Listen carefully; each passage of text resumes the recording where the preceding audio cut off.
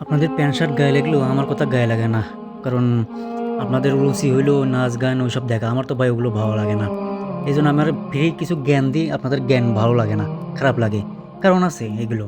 কারণ আমার তো মনে করেন দুনিয়া নিয়ে বাঁচলে হবে না, আমার আখিরাতও দেখতে হবে। আপনার তো ভাই ওরকম না। আসলে এখানে আসলে সবাই জ্ঞান দেওয়াই শুরু করবে। আপনি মসজিদে এই মক্কা মদিনায় আসলে যে কেউ মানুষ দুনিয়ার সবকিছু ভুলে যাবে। যে কেউ জ্ঞান দিতে যাবে। কেন জ্ঞান দেয় জানেন? মসজিদে নববী মদিনায় অবস্থিত প্রিয় নবী হযরত মুহাম্মদ সাল্লাল্লাহু আলাইহি ওয়াসাল্লামের মসজিদ।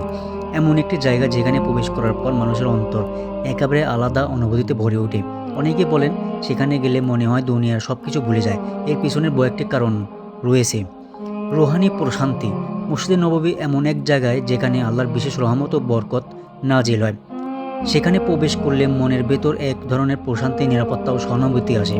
চারপাশের পরিবেশ এতটা শান্ত, সুন্দর এবং ইবাদতের অনুকূল যে দুনিয়ার ব্যস্ততা ও দুশ্চিন্তা স্বয়ংক্রিয়ভাবে ভুলে যায়। নবী সাল্লাল্লাহু আলাইহি সাল্লামের স্মৃতি। এটি প্রিয় নবী হযরত মুহাম্মদ সাল্লাল্লাহু আলাইহি সাল্লামের মসজিদ। তার জীবনের অসংখ্য স্মৃতি এই মসজিদের সঙ্গে জড়িত। নবীর রওজা শরীফের নিকটে দাঁড়ালে মানুষের হৃদয়ে নবীর প্রতি গভীর ভালোবাসা ও শ্রদ্ধা জাগে। এই মুহূর্তে দুনিয়ার সব চিন্তা তুচ্ছ মনে হয়। আল্লাহর ঘর ও বরকতপূর্ণ আমল। এক হাদিসে এসেছে মসজিদের নববীতে একটি নামাজের অন্য জায়গার তুলনায় 1000 নামাজের সমান। বুখারী ও মুসলিম। মানুষ এই বিশাল সওয়াব ও বরকতের কথা চিন্তা করে ইবাদতে ডুবে যায়। ফলে দুনিয়ার হিসাব নিকাশ মাথা থেকে মুছে যায়।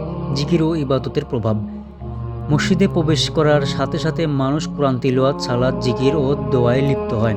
যখন কেউ ইবাদতে মনোনিবেশ করে তখন আল্লাহ তার অন্তরকে দুনিয়ার দুশ্চিন্তা থেকে মুক্ত করেন।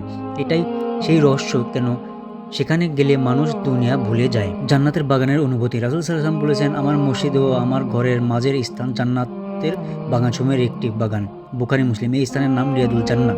এখানে দাঁড়ালে মানুষের অন্তর সত্যি জান্নাতের স্বাদ অনুভব করে, আর জান্নাতের আনন্দ পেলে দুনিয়া তুচ্ছ মনে হয়।